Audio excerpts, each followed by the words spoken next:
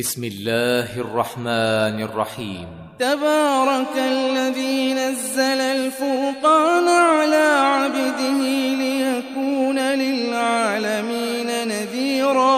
داخل ہو سکتا ہے یا نہیں؟ امام ابو حاتم ابن حبان بستی رحمۃ اللہ علیہ کے طرز سے جو انہوں نے کتاب الثقات میں اختیار کیا ہے، معلوم ہوتا ہے کہ وہ قرن بھی اس میں داخل ہے، لیکن محققین اہل علم کہتے ہیں جن بعض روایتوں میں چوتھے قرن کا ذکر آیا ہے وہ کسی راوی کا وہم ہے۔ تین ہی قرن ثابت ہے جن کے متعلق تفضیل کی بات حضور صلی اللہ تعالی علیہ وسلم نے فرمائی ہے۔ قرن اول صحابہ جو حضور کا قرن ہے، قرن ثانی تابعین جو بعد کا قرن ہے، قرن ثالث تبع تابعین جو بعد کا قرن ہے۔ یہ تینوں قرون فاضلہ کہلاتے ہیں کیونکہ حضور پاک صلی اللہ علیہ وسلم نے ان کی فضیلت کی تصریح فرمائی ہے۔ یہ ایسا مرتبہ و مقام ہے جو کسی کو مجاہدے سے حاصل نہیں ہو سکتا ہے۔ یہ ذات پاک محمدی صلی اللہ علیہ وسلم کی برکات ہیں جو دنیا میں پھیل رہی ہیں اور دنیا ان کو اپنی آنکھوں سے مشاہدہ کرتی ہے۔ یہی ایک ایسی چیز ہے جو نہ پہلے حاصل ہوئی نہ بعد میں حاصل ہوگی۔ حضور پاک صلی اللہ علیہ وسلم کا ارشاد گرامی ہے، بعثت من خیر قرون بنی آدم قرنا فقرنا حتی کنت من القرن الذی کنت منہ، رواہ البخاری رحمہ اللہ تعالی۔ یعنی جتنے زمانے گزرے ہیں ان سب زمانوں میں سب سے افضل زمانے میں میں مبعوث ہوا ہوں۔ اس کے بعد یہ افضلیت گھٹنی شروع ہو گئی۔ قرن تابعین گھٹا ہوا ہے قرن صحابہ سے، اور قرن تبع تابعین گھٹا ہوا ہے قرن تابعین سے۔ نبی اکرم صلی اللہ علیہ وسلم کا وجود مقدس ایسا تھا کہ اس وقت کے لوگوں کو آپ کے شمامت العنبر روحانیت کی خوشبو سے ایسی حقیقت، ایسی مسلسل دین، ایسی طاقت حاصل ہوتی تھی جو بعد میں کسی کو حاصل نہیں ہو سکتی ہے۔ اس سے ذات محمدی کی افضلیت کا اندازہ لگایا جا سکتا ہے اور ان کے قرب اللہ کا مقام معلوم کیا جا سکتا ہے۔ آپ کا یہ قرب ہی ایک ایسی چیز ہے کہ جو بعد میں کیا کبھی بھی حاصل نہیں ہوا۔ قرآن کریم اعلان فرماتا ہے وَمَا كَانَ اللَّهُ لِيَعْذِبَهُمْ وَأَنْتَ فِيهِمْ۔ اللہ ساری دنیا کو عذاب میں مبتلا کر دے، یہ ہو نہیں سکتا جب تک آپ زندہ ہیں۔ آپ کا وجود باوجود سب کے لیے زمانے امانت ہے، سب کے لیے حفاظت کا ضامن ہے۔ اب یہاں ایک سوال ہوتا ہے، سوال یہ ہے کہ پھر آیا امت کا کیا ہوگا؟ آپ تو چلے گئے، آپ کے بعد جو لوگ آئیں گے ان کی حفاظت کی کیا صورت ہے؟ قرآن کتاب کامل ہے، نبی اکرم صلی اللہ علیہ وسلم آخری نبی ہیں اور دین اکمل لے کر کے آئے ہیں۔ اس لیے اللہ تعالیٰ نے اس چیز کو تشنا نہیں چھوڑا، اس کو بیان سے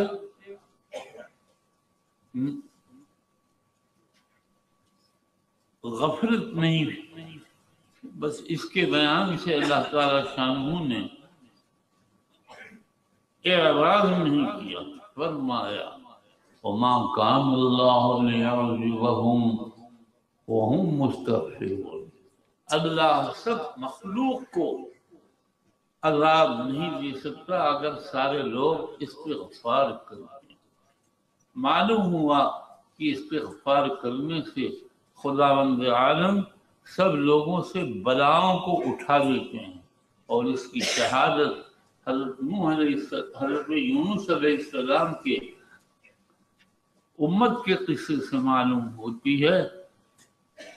عذاب آ گیا، سروں پر منڈلا رہا ہے، امت یونس میدان میں چلی گئی، سر رکھ دیا اور رونے لگے، توبہ کرنے لگے، کیونکہ ساری امت جمع ہو کر کے توبہ کے لیے گئی تھی، وہیں سے اوپر چلا گیا، غائب ہو گیا۔ معلوم ہوا اگر آپ عمومی استغفار کریں گے تو آپ کی بھی حفاظت ہوگی۔ استغفار کی کثرت کیجیے۔ کوئی آدمی اپنے آپ کو استغفار سے مستثنا نہیں کر سکتا ہے۔ یہ تو ایسا گناہ ہے کہ اب کیا کہا جائے۔ ہر انسان کی غفلت میں انسان کو کہاں پہنچایا، اس کو سمجھنے کے لیے یہی کر کے استغفار کو دیکھ لیجیے۔ عمومی استغفار پر تو عذاب کے رفع کا اعلان کیا جا رہا ہے، لیکن اگر عمومی استغفار نہیں پایا جائے گا تو ترک استغفار ہوگا۔ ترک استغفار کیا ہے خود سمجھ سکتے ہیں۔ بلاؤں آئیں گی اور رکیں گی نہیں۔ آپ لوگ اپنا اہتمام کریں، کوئی آدمی بھی استغفار سے غفلت نہ کرے۔ اعراض کرنا تو بہت سخت چیز ہے، غفلت کرنا اور چیز ہے۔ اللہ سے روئیے دھوئیے اور اللہ تعالی شانہ کو راضی کیجیے۔ بغیر رضا حق کے کوئی کام ہوتا نہیں ہے، اس سے غفلت نہ کیجیے۔ محمد رسول اللہ کی ایک ذات تو ایسی تھی، وہ مجمع صفات نورانیہ تھی، اس کا نور جو پھوٹتا تھا سارے دنیا کے اندر پھیل جاتا تھا، اور اس کی وجہ سے دنیا معطر ہو جاتی تھی۔ اللہ نے کہہ دیا آپ کے ہوتے عذاب عام نہیں آئے گا، اور آپ کی امت کے لیے ہم انتظام کرتے ہیں۔ اگر سب لوگ استغفار عمومی کریں گے تو عذاب نہیں آئے گا۔ آخر یہ ہر وقت مصیبتیں آتی ہیں، آپس کے اختلافات سے آتی ہیں، معصیت کے اکثار سے آتی ہیں۔ توبہ کر لو، توبہ جو ہے فوراً آ کر کے دیوار کھڑی کرتی ہے اور عذاب کو روک دیتی ہے۔ سیدنا موسیٰ علیہ السلام کے زمانے میں استسقاء کی ضرورت پیش آئی، بنو اسرائیل نے درخواست کی، حضرت ان کو لے کر میدان میں تشریف لے گئے، بارش ہی نہیں اتری۔ حضرت موسیٰ کو بتایا گیا ان لوگوں میں ایک شخص ایسا ہے جس نے بغاوت کر رکھی ہے، اللہ کی مخالفت کرتا ہے، جب تک وہ ہے اس وقت تک بارش نہیں ہوگی۔ ایک مجرم کے جرم نے سب کو بارش سے محروم کر دیا۔ اگر ایک مجرم کا جرم اتنا بڑا نقصان رکھتا ہے تو بہت سے اگر مجرم جمع ہو جائیں تو کتنا بڑا نقصان آئے گا، خود آپ لوگ سوچ لیجئے۔ ابھی یہ بات ہو ہی رہی تھی، بارش جھما جھم شروع ہو گئی۔ اب موسیٰ علیہ السلام نے جناب الہی نے عرض کیا کہ اللہ یہ کیا بات ہے؟ ابھی تو فرمایا گیا تھا وہ مجرم اس مجلس میں ہے، ہم بارش نہیں اتاریں گے، اور اتار دی۔ فرمایا اس نے ہم سے توبہ کر لی، جوڑ لیا، اس لیے ہم نے بارش نازل کر دی۔ معلوم ہوا ایک شخص کا جرم وہ عذاب الہی کا سبب ہوتا ہے، بارش نہیں ہوئی، اور اسی ایک شخص نے توبہ کر لی تو اللہ کا کرم متوجہ ہو گیا، बारिश शुरू हो गई और लोग खुश व खुर्रम हो गए।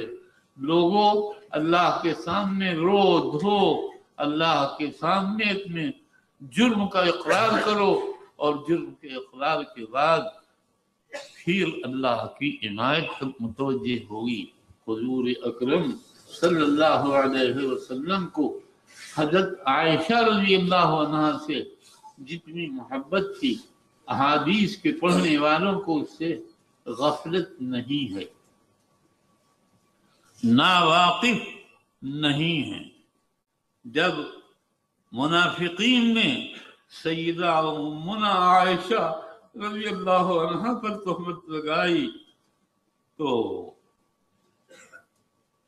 एक हलचल सी बातिन में पैदा हो गई और कुछ लोग आयशा के खिलाफ बोलने लगे। हजरत मिस्ताह इब्न वसासा उन्हीं लोगों में थे। सिद्दीक अकबर उनकी गुर्बत की वजह से उनकी मदद फरमाते थे, लेकिन बेटी का मसला था, नाखुश हो गए। फरमाया ला उनफिक़ु अलैहि बिनाफ़िअतिन अबदन, मैं उस पर कभी नफा वाली चीज खर्च नहीं कर सकता हूँ। ये तो किया किसने? अबू बकर ने। अबू बकर कौन है? ये हुजूर के बाद सबसे अफजल तरीन इंसान है। वाक़िदी की रिवायत में है कि हुजूर सल्लल्लाहु अलैहि वसल्लम ने एक जंग में सिद्दीक़ अकबर से फरमाया, या अबा बकर अबक़ी ली नफ्सी, अबू बकर तू अपनी जान मेरे लिए बचा। कितना बड़ा उनका दर्जा है। हुजूर कह रहे हैं अबक़ी ली नफ्सी, नफ्सक, अपने लिए, मेरे लिए अपनी जान बचाओ। सब कुछ है, लेकिन उन्होंने कह दिया मिस्ता को कुछ नहीं दूंगा। आसमानी सल्तनत की तरफ से ऐलान हुआ, वमा कानल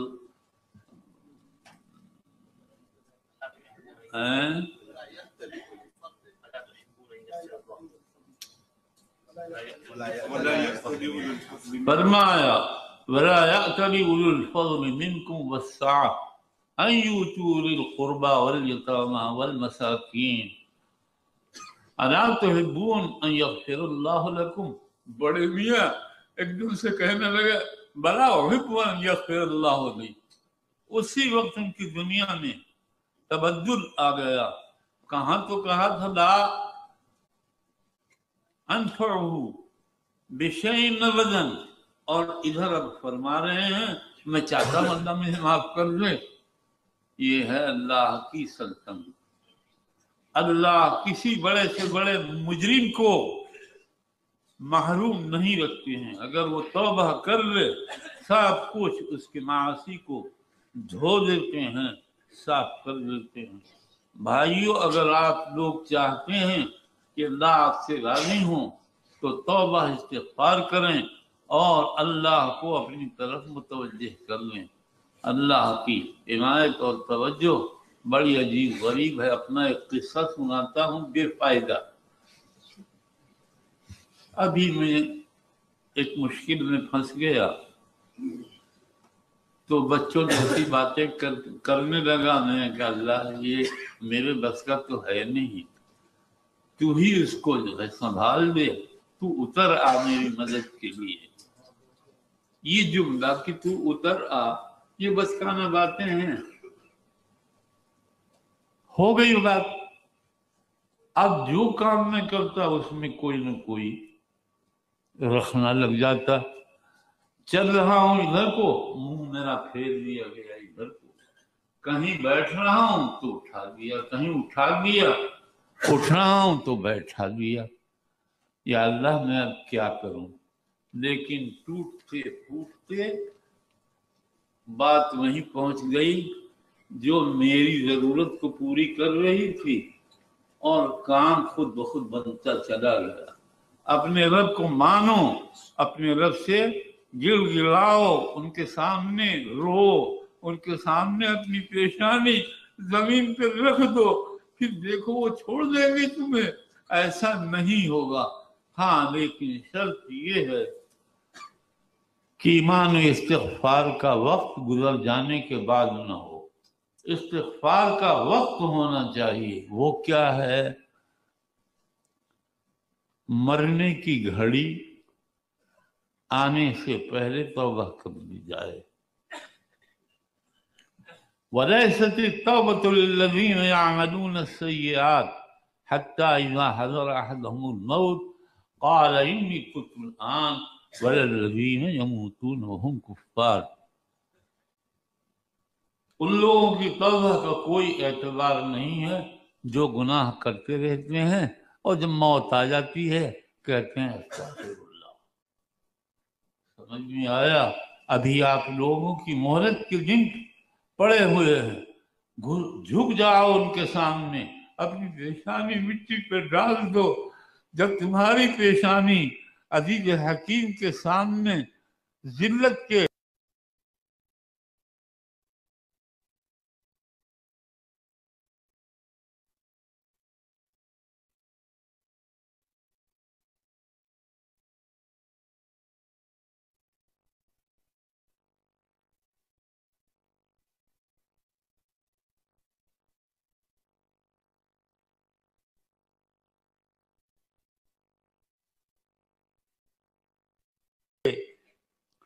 مقام پر پڑ جائے گی تو عزت والا اپنی عزت سے تمہاری ذلت کو تبدیل کر دے گا، تمہاری حفاظت فرمائے گا۔ بہت ضرورت ہے اس غفلت کو ختم کرنے کی، بہت ضرورت ہے اللہ کی طرف جھکنے کی، بہت ضرورت ہے اللہ سبحانہ و تعالیٰ کے راضی کرنے کی۔ سمجھ میں آ رہا ہے؟ سمجھیے میں کوئی واعظ نہیں ہوں، اس وقت یہ جو کچھ بیان ہوا میں ابھی یہی کہہ رہا تھا، دعا مانگ رہا تھا، میں کہا اللہ ایسی بات کہلوا دے جو مجھے مفید ہو، حاضرین کو مفید ہو، طالبین کو مفید ہو، علماء کو مفید ہو، سب کو برابر فائدہ پہنچے۔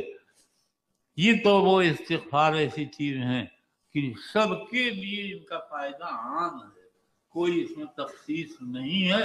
تخصیص ہے تو وہ ایک خاص قاعدے کے تحت ہے، عمر بھر گناہ کرتے رہے، مرتے وقت کہتے ہیں تو یہ شخص تائب نہیں ہے۔ تائب کا قاعدہ یہ ہے کہ اگر اس سے گناہ ہو گیا تو جھکتا ہے، اللہ کو راضی کرتا ہے۔ آپ لوگ اللہ کو راضی کریں اور اس کو خوش کرنے کی کوشش کریں، وہ بہت جلدی راضی ہو جاتا ہے۔ مجھے ایک واقعہ یاد آیا، حافظ ابن حجر اسقلانی ہمارے چچا میں، کہ آپ کے چچا کہاں سے ہیں؟ علم کی دنیا میں ہمارے چچا ہیں۔ میں نے سند تو صحیح کی ہے، مولانا زکریا حضرت ناظم صاحب، مولانا امیر احمد صاحب، حضرت اقدس مولانا منظور صاحب محدث سہارنپوری سے، لیکن میں نے علم جو حاصل کیا ہے وہ ایک دوسری پارٹی سے کیا ہے۔ کہ کون ہے وہ پارٹی؟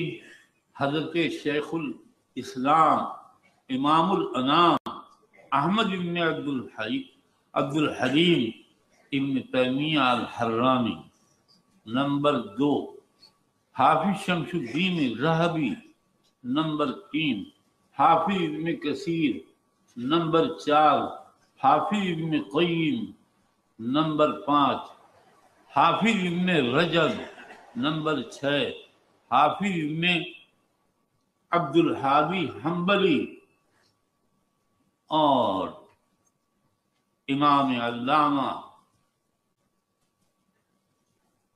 محقق احناف حافظ جمال الدین الزیلعی رحمہ اللہ تعالی سے۔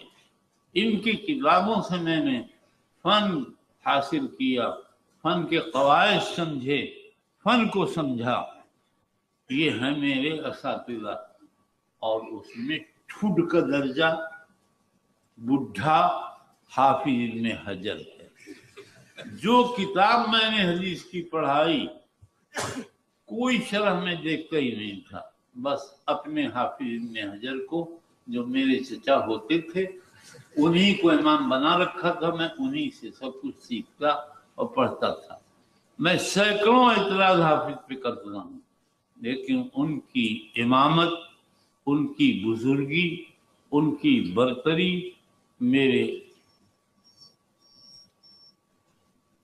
بدن کو، جسم کو، روح کو، سب کو ڈھانکے ہوئے ہے۔ اس لیے میں نے حافظ کو اپنا چچا بنا دیا۔ اس پر ایک لطیفے کا جملہ لطیفے کا سناتا ہوں۔ یہ بات میں نے مدینہ طیبہ میں کچھ نوجوانوں کے سامنے کہی، جس میں عاشور اور ان کے دوست کیا ہے اس کا نام، حریوی اور اسی طرح سے عبداللہ توم وغیرہ تھے۔ تو یہ عاشور کہنے لگا فانتم عمنا، جب حافظ آپ کے عم ہیں تو آپ ہمارے عم ہیں۔ اس سے کیا نکلا؟ میں بڑا آدمی ہوں اور کیا نکلا؟ لیکن بچوں کا دل بنایا جاتا ہے، یہ نہیں کہ بس دشمن کی طرح سے ان کے پیچھے پڑ گئے اور ان کی غلطیاں ڈھونڈ ڈھونڈ کر کے بیان کرنے لگے، اس پر الزام دینے لگے۔ یہ طریقہ ہے ہی نہیں۔ ارے بھائی ڈانٹ لو، مار لو، اس کے بعد انہیں بچوں کے ساتھ باپ جیسی شفقت کرو۔ باپ ہر باپ نہیں میاں، بعض باپ ایسے ہوتے ہیں جو اولاد کو بھینٹ چڑھا دیتے ہیں، ذبح کر دیتے ہیں اپنی غرض کے لیے، 2 روٹی اور 2 بوٹی کے لیے اولاد سے کو سخت تکلیف میں ڈالتے ہیں۔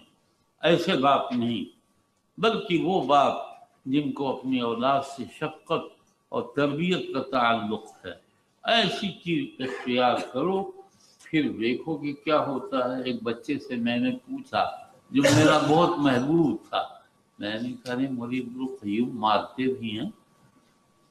تو ہنسا۔ میں نے کہا آخر کیا بات، کسی مکہ مارتے ہیں؟ لیکن آگے وہ بولتا ہے کہ جب لڑکا جانے لگتا ہے گھر دوپہر کو کھانا کھانے، تو اسے ایک ڈلی مٹھائی کی پکڑا دیتے ہیں، بس مست ہو کر چل دیتا ہے۔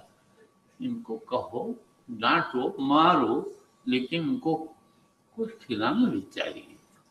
کہ آپ کہاں کھلاتے ہیں؟ 1 سیکنڈ میں سب ختم، کہ بس چلے آئے اور کیا کرتا ہے۔ بچے بس اللہ سبحانہ و تعالی سب کے مربی ہیں۔ وما من دابۃ فی الارض الا علی اللہ رزقها، جو بھی زمین پر چلتا ہے اللہ کی ذمہ داری ہے۔ وہ اتنا بڑا بادشاہ، وہ کہہ رہا ہے اللہ رزقها، اللہ پر اس کی روزی ہے۔ اسی لیے ہر شخص کو دیتے ہیں، چاہے وہ نماز پڑھتا ہو یا نہ پڑھتا ہو، چاہے وہ برائی کرتا ہو یا نہ کرتا ہو، لیکن یاد رکھو یہ مہلت ہے، ابھی تو وہ نہیں پکڑتے ہیں، اور جب پکڑ کا وقت آئے گا تو پھر چھوڑیں گے بھی نہیں۔ حدیث میں ہے ان اللہ تعالی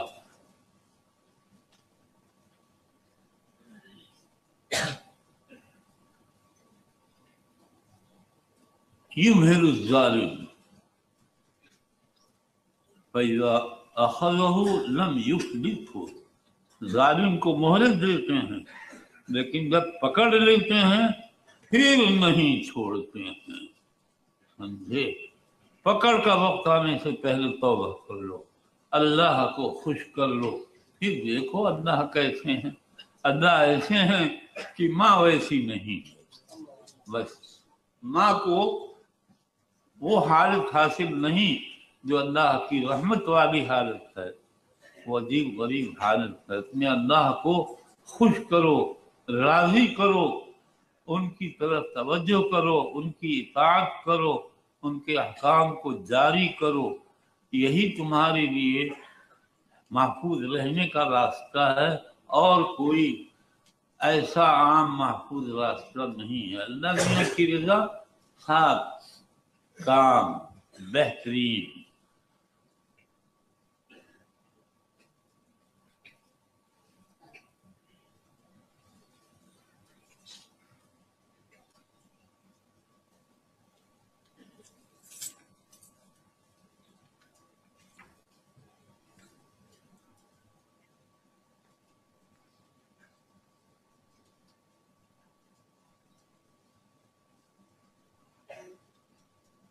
علامہ اقبال نے ایک جگہ لکھا ہے،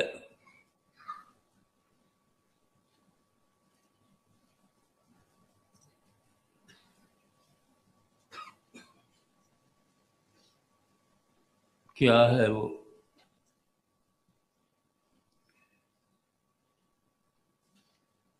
نمی گلبی کو تہرشتے معنی رہا کلرم، حکایت بود بے پایا بخاموشی ادا کلرم۔ معنی کا تو ایک سلسلہ تھا، ختم ہونے کا نام نہیں آتا تھا، لیکن خاموشی کے ساتھ سارا سلسلہ میں نے پورا کر لیا۔ اور آپ لوگ بھی خاموشی کے ساتھ اللہ کی رضا کا سلسلہ مسلسل کرنے۔ اللہ ایسے ہیں کہ جب اطاعت ان کی جاتی ہے تو رحمت ان کی متوجہ ہو جاتی ہے۔ بہت ڈرنے کی بات ہے۔